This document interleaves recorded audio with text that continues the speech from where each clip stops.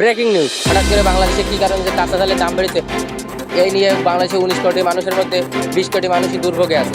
তাই আমরা অনেকদিন ধরে ইনভেস্টিগেশন চালানোর পরেও আমরা জানতে পারলাম না এর কি কারণ।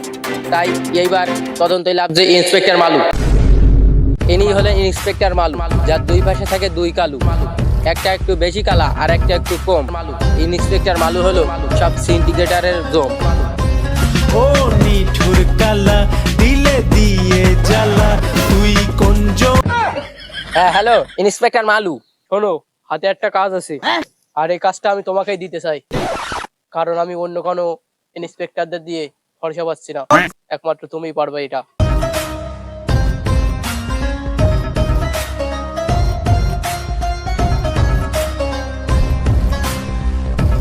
এই কাজটা আমি তোমার হাতে হ্যান্ডেল করলাম। এই কেস আমাদের হাতে দিয়েছেন যেহেতু, সেহেতু এই কেস আমরা পুরা করেই ছাড়বো। আর কাজটি কিন্তু অনেক সিক্রেট, এটা কাউকে জানতে দিও না।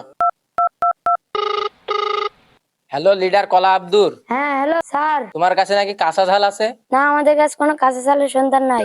কলার বলে গাছ দেখতে পারি। আচ্ছা ঠিক আছে, আমরা দেখছি। হ্যালো মিনার, তোমার হ্যাঁ। কাছে নাকি কাঁচা ঝাল আছে? হ্যাঁ আসো, বসে কথা বলি। কাট। এখানে বসো সব। মিনার, তোমার কাছে কত টন কাঁচা ঝাল আছে? আমার কাছে মাত্র এক পিসি আছে।